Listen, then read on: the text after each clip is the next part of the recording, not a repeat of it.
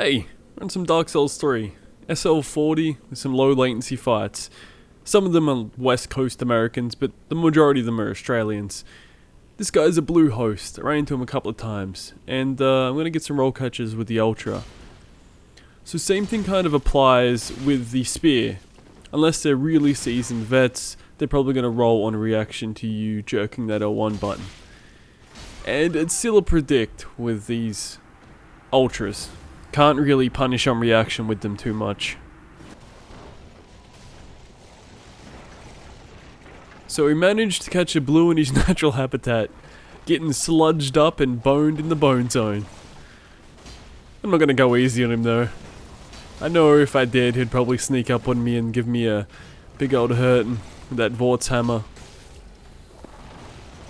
So again, this is probably a West Coast American. I'm getting these roll catches, and he's able to get his heal off with the latency, so that's I guess a bonus for him.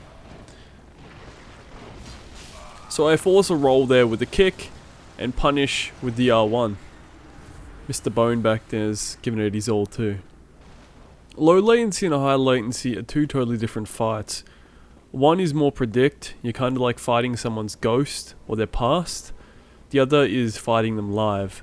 And you got to tell the difference early on between which fight you're going to run into. For me, it's mainly high latency, so I get caught off guard easily. But I'm sure for Americans, Europeans, it's a lot more centered, a lot more neutral in the middle zone there. So you might get some people you can face tank parry, you'll get some people you can't, but you can still roll catch them. It varies, but for me, it's very rare someone's going to face tank parry me, or have the ability to roll catch me, per se. I'm sure many people haven't run up against Australians as often, but I've run up against a lot of Americans more often than they've run up against Australians. But, like anything, the more seasoned vets will have run across people with my latency, and I'm sure a lot of Europeans have too. And the more seasoned vets, the more open-minded ones, they will adapt, they'll understand, especially because I'm not a laggy player. I just live further away. And that goes for a lot of players. They have a stable internet connection, but they have distance latency. This isn't something people have a control over where they live, for the majority of them. We all play our part and we all love the Dark Souls series. So I feel for the Dark Souls remaster, or any further future games you want to play that involve cross-region play, I'd suggest understanding how the latency works, because it really is part of the game, especially in the Souls series. And as the games slowly drop in numbers, the distance between players increases, because not all the seasoned vets are from America, not all the seasoned vets are from Europe. We're spread out across the world. And that's something amazing about the Souls community. And lately, I've noticed a lot of people being more understanding of it, and that's hella amazing. Some people might cry about latency, and then you'll have 10 other people being like, hey, you just gotta understand, you gotta learn to predict a lot more. And that's amazing to see. I think that's a good thing about the Souls community, their ability to understand and work things out. We have a lot of dedicated people to these games. We have people that crush the numbers for poise, people working out the frames for backstabs. We have modders digging into the code for unused content. We have people doing the lore. Like, this game is loved by so many people around the world. So we should cherish the fan base that we do have. Instead of pushing everyone away because they live in a different part of the world, we should understand where they live and just figure out how to handle that kind of latency. Sometimes it's hard. Sometimes, like, Australia to Brazil isn't the best. We will most likely trade a lot of the times. And the other opponent understands that, because they can feel the latency too. It goes both ways. So say you get a little bit salty, it happens. Just understand that there was nothing bad about it, and that it's a learning process for you. And the other player, of course. Because the more you understand latency, the better your predicts are going to be. And for you competitive guys out there, it's a plus for you too, because the more you can read ahead, the more you can see into the future of the fight, the more you're going to win. It can be rough, I understand. When I first started, it took me ages to understand, And when I watched videos, there wasn't much talking about latency, right? So I'd watch these guys, I'd watch these parry guides, and I'd be like, huh, so I just got to parry just before the weapon gets to me? Okay then. And then I'll go into it, and I wonder why it's not working. And I'm wondering why these attacks are hitting me from further away. I'm like, okay, let me look this up. I discover Phantom Range, but no one really went into what Phantom Range was. They just said it was a broken hitbox of the weapons. But Phantom Range is actually the latency between you and your opponent. So I'm like, okay, I'll work this out. And then I discovered that I need to roll pretty much every attack. So I did this for ages. I rolled every single attack. Then I'm like, maybe if I parry a bit ahead of time. So I started doing that. I started eating attacks to the face. Eventually, I managed to figure out the latency between most of my opponents and was able to land the parry per se, or not get hit. And that felt really good. Then, you'd get messages like, you're laggy. You hit me from ages away. And then you're trying to explain it to them, but no, they'll just get mad at you. They just don't understand. So you're trying to explain the latency to someone else that just doesn't want to learn because they've been dealing with, you know, people living close to them a lot. That's the plus of having a huge fan base from some country. But when you're a minority, it sucks. Because nobody wants to learn. They just want to have it easy, I guess. But I feel people are understanding a lot more these days. And I think after 3 Dark Souls games, people have become really understanding. So that's a plus, that's awesome. Right now, I don't have that much of a drive for Dark Souls. But I have a huge drive for making Dark Souls content, which is weird, right? So I like making these dumb videos, I like doing commentaries. I just like showing what there is to do out there, and not stay focused on one thing. I think that's what made me love the series so much, is that there was so much to do in the game. Once you mastered PvE, you could become a PvP noob, and then get into PvP and get butthurt for ages, and then go and watch some Vardy video, figure out some lore, and then get inspired to make a lore video.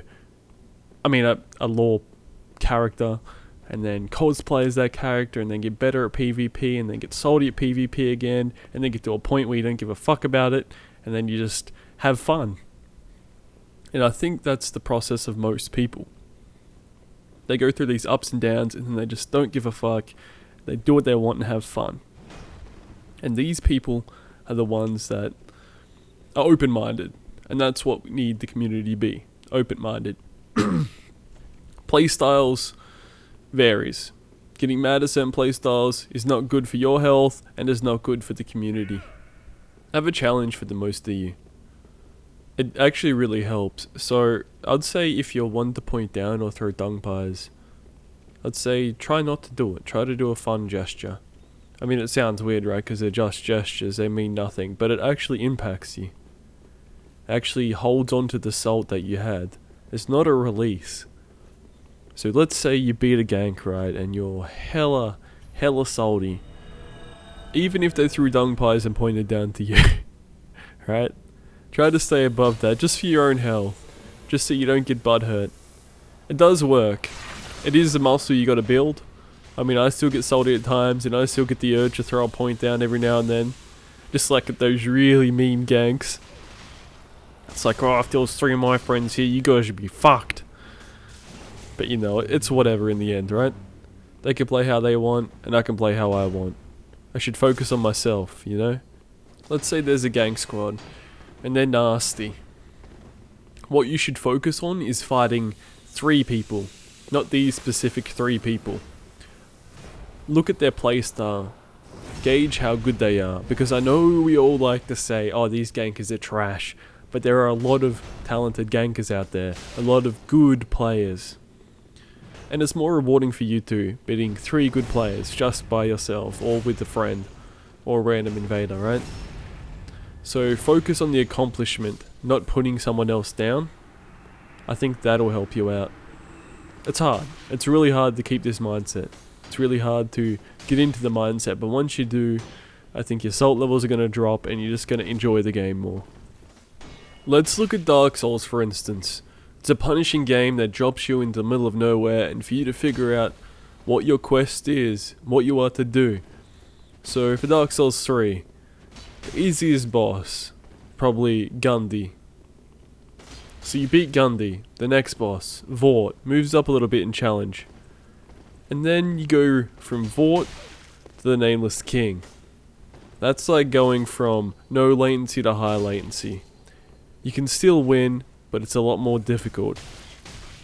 The other thing is that even though it's more difficult, the other person feels the same, so they have the same kind of latency. I'm talking about distance latency. I'm not talking about inconsistencies where they're lagging and teleporting everywhere, alright? I'm talking about Australia to Europe. And the game teaches you this. The game makes you figure stuff out. It teaches you to pay attention, to learn, to understand. And once you've learned and understand everything about the boss, you can beat it. Or summon 3 friends and just kick their ass. Either one. I mean, that definitely happens in PvP with the gonkers. So you've understood parries, you've understood spacing, you've understood backstabs, you've understood when to R1 spam and when not. Understanding latency is just another one of those tools.